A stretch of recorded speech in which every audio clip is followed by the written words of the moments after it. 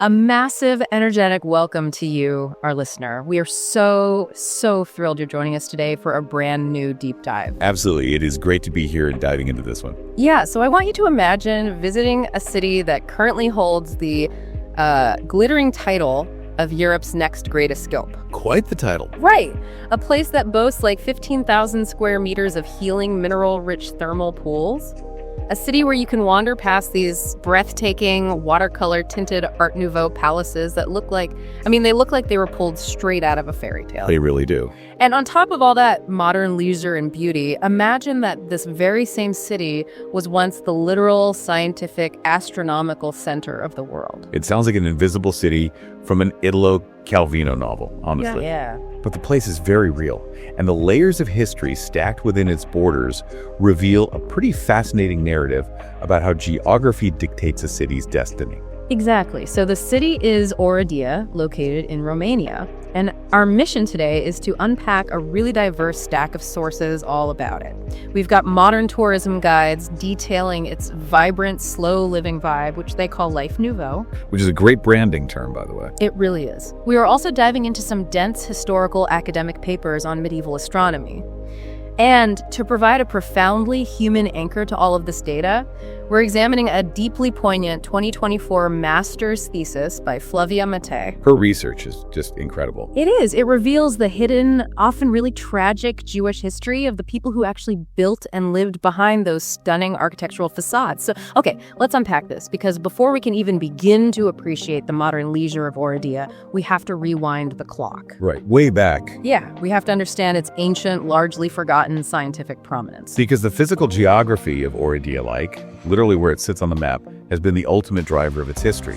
Before it was a destination for tourists, it was a crucial medieval fortress, and more surprisingly, a major intellectual hub. Yeah, looking at the historical sources, that geographical reality resulted in a mind-blowing fact that just stopped me in my tracks. Oh, the 15th century connection. Yes. In the 15th century, under the guidance of Bishop Joan Vitez, Oradea wasn't just a religious center, it was an astronomical powerhouse. We are talking about a time way before the telescope was even invented. Right. Bishop Vitez was a deeply influential Renaissance figure. During this period, the intellectual movement of Renaissance humanism was really spreading across Europe. So moving away from the church, dictating everything. Exactly. It was a massive shift away from purely theological thinking, moving toward observing the natural world, gathering empirical data, studying classical texts. And Vitez wanted to bring that cutting-edge science to Oradea. So he brings in a ringer. He does. He invited a brilliant astronomer named Georg von Poerbakken to the city. But I'm trying to wrap my head around the mechanics of this. Galileo hasn't invented the telescope yet. No, not at all. So how do you map the heavens or become an astronomical powerhouse without actually seeing the planets up close? Well, you rely on naked eye observation and intense mathematics. Wow. Yeah, astronomers used instruments like astrolabes and quadrants to measure the angles of stars and planets against the horizon. And Georg von Poerbakken took those observations and compiled a groundbreaking text called the Tabula Varadiensis, or the Irradian Tables. The Irradian Tables. These were incredibly complex mathematical tables that allowed people to calculate solar and lunar eclipses with a level of ease and accuracy that was just previously unheard of in Europe. And eclipses back then were a big deal, right? Oh, they were terrifying events for medieval people.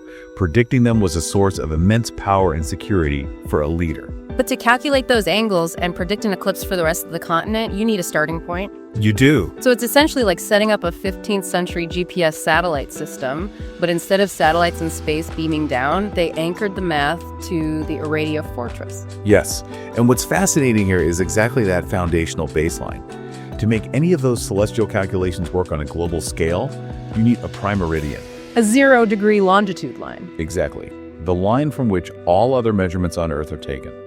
And von Poerbakken based the Tabula Varadiensis on a prime meridian that passed directly through the Oradea Fortress itself. Wait, so before we all started setting our watches and navigational charts to Greenwich Mean Time in London, we could have been living on Oradea Mean Time. Precisely. That is insane. Centuries before Greenwich became the global standard, the scientific center of the world was in Transylvania.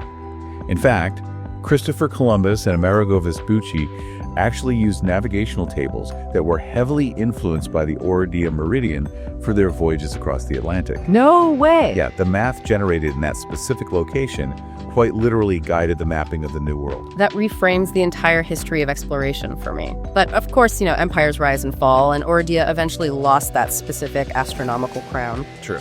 Yet, the city never lost its deep connection to the Earth and the natural world. The same geography that made it an ideal fortress location also created a massive geothermal anomaly beneath its surface. Which brings us to what Oradea is famous for today. Exactly. The tourism guides describe the city's current vibe as Art Nouveau. It's an intentional culture of slow living, wellness, and just appreciating beauty. And that transition from the medieval hustle of commerce and fortress defense to a modern sanctuary of health is entirely driven by what lies beneath the soil. The crown jewel of that sanctuary is the Felix Baths. The tourism guides call it the paradise of thermal waters. That's a massive complex. We are talking about nearly 15,000 square meters of mineral pools. The sources mention that high-performance athletes regularly go there to recover from intense training. I want to understand the why here. I mean, lots of places have hot water. Sure. What is the actual mechanism making these specific pools so effective for physical recovery? It comes down to the geological journey of the water. Rainwater travels deep underground, heating up near the Earth's mantle. Okay. As it forces its way back to the surface through specific rock layers in the Oradea region, it dissolves a highly unique cocktail of minerals. Like what kind of minerals? Specifically calcium, magnesium, sulfur, and mild trace elements. When a person, or a high-performance athlete, soaks in that water, the heat physically dilates their blood vessels. Which flushes everything out. Exactly. It increases circulation and flushes lactic acid out of the muscles. Simultaneously, that specific mineral composition reduces joint inflammation on a cellular level. So you spend the day soaking in those exact minerals, healing your joints, and then maybe you hike up to Mushroom Hill, which is the highest point in the city, to watch what the locals claim are some of the most spectacular sunsets in Europe. It sounds idyllic. You can really see how that continuity of health and botany stretches back through the centuries. The preservation of biological knowledge is woven into the city's identity for sure. You see that vividly in the Oradea Pharmacy. It is 254 years old, making it one of the oldest operating pharmacies in Romania. That's incredible.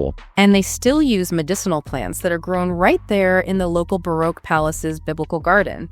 You walk inside and the space still features the original frescoes and wooden furniture.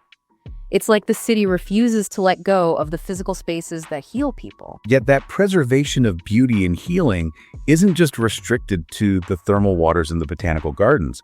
It is deeply embedded in the very streets, in the specific architecture that defines Oradea today. Yeah, and here's where it gets really interesting, because how exactly does a medieval scientific hub transform into what is essentially a pastel-colored living Art Nouveau museum? That's the big question. To answer that, we have to look at the late 19th and early 20th centuries. And this is where Flavia Matei's 2024 thesis becomes completely invaluable to our deep dive.